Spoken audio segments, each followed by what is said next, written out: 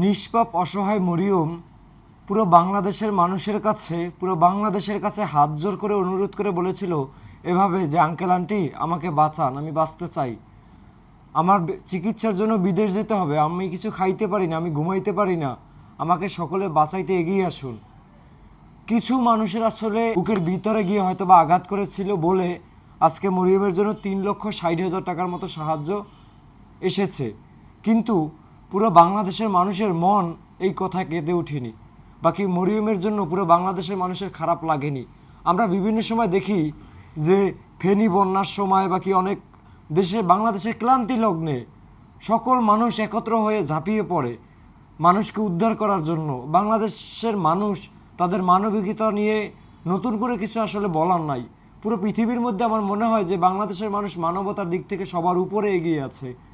তো সেই জায়গায় এই মরিয়ম এত আকুতি মিনতি করে বেঁচে থাকার অনুরোধ করে, কিংবা ও বেঁচে থাকার জন্য মানুষকে বোঝানোর চেষ্টা করে, এই ছোট্ট একটা মরিয়ম, এতটুকু বয়স, কিন্তু আমাদের বাংলাদেশের মায়া ওর জন্য কাজ করে না, পুরো বাংলাদেশের মন কাঁদে না। কিন্তু দেখেন অনেক বিষয় নিয়ে বাংলাদেশের মন কাঁদে।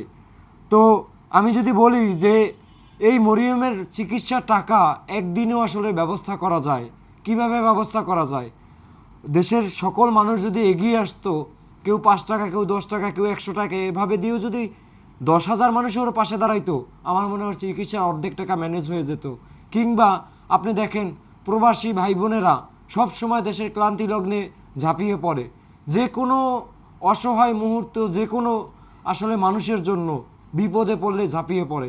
সেই মানুষগুলোর কাছেও যদি ভিডিওটা পৌঁছাইতো, যদি ভিডিওটা ভাইরাল হইতো, তাহলে এই মরিয়মের চিকিৎসার ব্যবস্থা অতি তাড়াতাড়ি হয়ে যেত।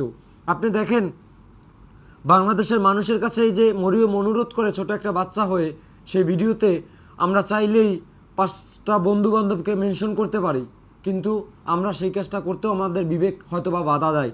জানি না কোন কোন বিবেক দিয়ে আমরা তৈরি। তো এই মরিয়মকে বাঁচানোর জন্য প্রবাসী ভাই বোনদের হেল্প অনেক প্রয়োজন। কারণ এই প্রবাসী ভাই বোনেরা বিগত দিনে দেখেছি, আমি যে এই মরিয়মকে নিয়ে 50 জন মানুষের চিকিৎসার জন্য কাজ করেছি, বাকি চিকিৎসার ব্যবস্থা করে দিয়েছি। এই গত 2-3 মাস আগে আবরার নামে এক বাচ্চার জন্য 24 লক্ষ টাকা চায়নায় অপারেশনের জন্য সাহায্য তুলে দিয়েছি। সেখান থেকে বাকি অন্যান্য রোগীর চিকিৎসা থেকে আমি যতটুকু বুঝতে পেরেছি যে প্রবাসী ভাই বোনেরা যারা আছে তাদের কাছে যদি একটা ভিডিও পৌঁছায়, দেখা যায় কি তারা একটা ফ্ল্যাটে 27 জন থাকে, কিংবা একটা এরিয়ায় 10-20 জন থাকে, বাকি একটা পরিবার সহ থাকে।